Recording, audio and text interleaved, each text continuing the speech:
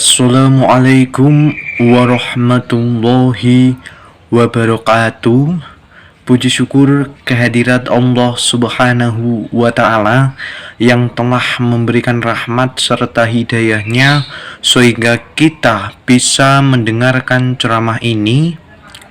Sholawat serta salam semoga selalu tercurahkan kepada junjungan kita Nabi Muhammad Sallallahu Alaihi Wasallam beserta keluarga dan sahabat-sahabatnya yang kita nantikan syafaat beliau di yaumul qiyamah. Hari ini saya akan memberikan ceramah yang berjudul Menjaga Waktu, Nikmat yang Sering Diabaikan.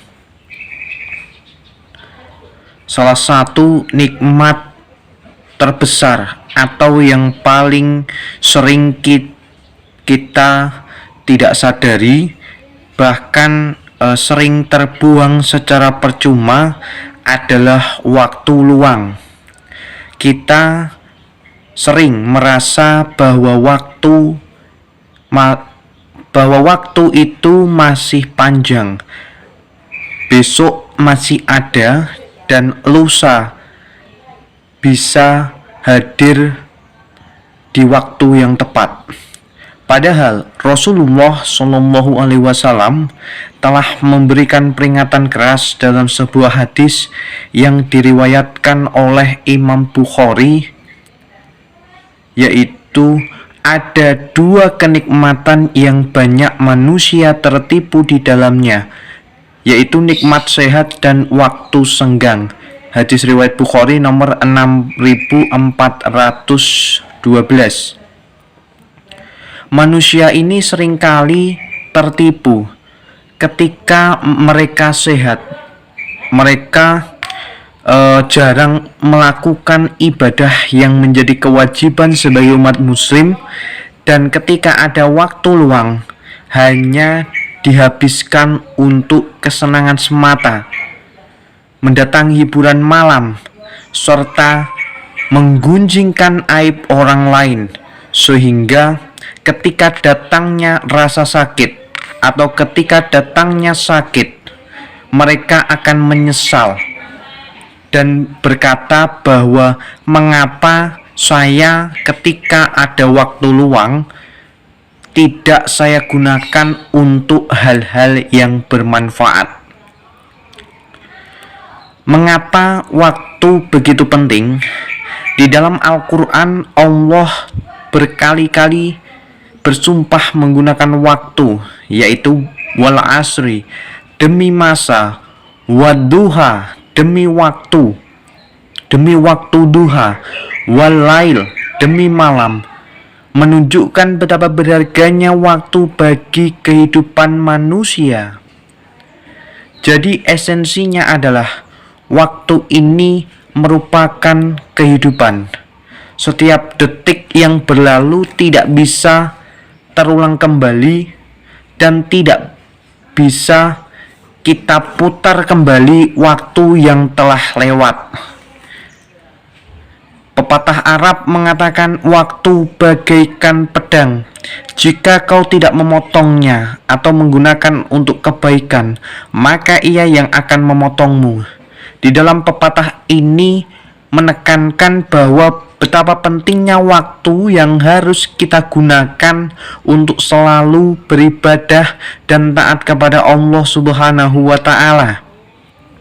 Maksud dari kata maka ia yang akan memotongmu adalah dalam hal keterlambatan, baik keterlambatan dalam rasa penyesalan karena tidak memanfaatkan waktu luang secara baik, maupun keterlambatan dalam hal melakukan ibadah yang seharusnya dilakukan di awal waktu.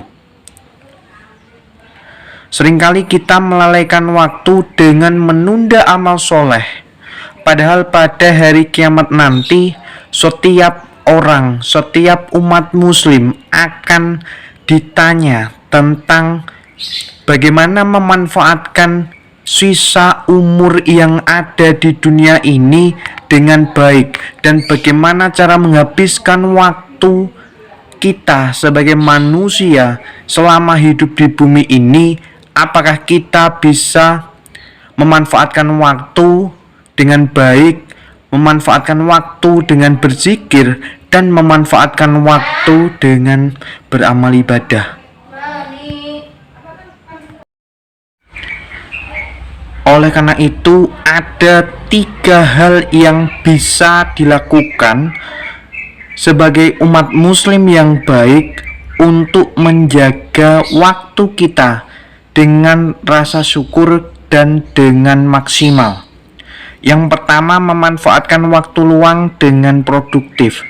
Produktif di sini adalah menghasilkan sesuatu yang baik, menghasilkan sesuatu yang bermanfaat bagi sesama, dan juga menghasilkan sesuatu yang bisa berdampak bagi umat muslim yang lain.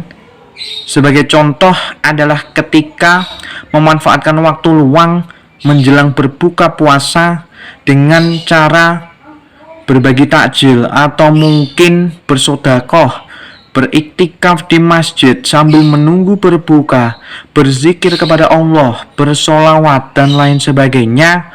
Ini merupakan contoh daripada memanfaatkan waktu luang dengan cara produktif.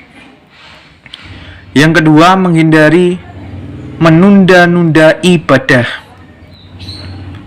Kita tidak pernah tahu kapan sisa umur kita ini berjalan, kapan ajal akan menjemput kita. Oleh karena itu, sudah menjadi kewajiban kita untuk selalu mengutamakan ibadah kepada Allah Ta'ala, karena Allah ini yang menciptakan kita sebagai manusia.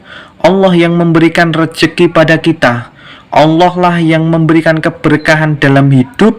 Sudah sepatutnya kita sebagai umat muslim yang baik mengutamakan ibadah daripada hal-hal yang tidak bermanfaat, seperti mencela orang lain, menggunjingkan aib orang lain, dan sebagainya. Oleh karena itu, kita sebagai umat muslim janganlah menunda ibadah. Sebisa mungkin ketika kita ingin sholat wajib 5 waktu, maka harus disegerakan. Kemudian poin yang ketiga, mengisi waktu dengan ilmu dan amal. Imam Syafi'i pernah mengingatkan bahwa jika kita tidak memanfaatkan waktu untuk menuntut ilmu atau beramal, maka waktu akan berjalan dengan sia-sia. Ini memang betul, karena ketika kita mengisi waktu dengan ilmu dan amal, kita selain mendapatkan keberkahan, juga akan merasakan implementasi yang sebenarnya daripada ilmu yang kita pelajari, terutama tentang ilmu kehidupan, ilmu agama, dan ilmu dalam kemasyarakatan. Dalam konsep Islam, kita mengenal hubungan dengan Allah atau habluminallah dan habluminannas, atau hubungan dengan sesama manusia, agar kita mengenal satu sama lain, mengajarkan ilmu yang bermanfaat kepada banyak orang, dan juga ketika kita sudah berumah tangga, maka kita hidup bermasyarakat agar kita tetap damai dan tentram.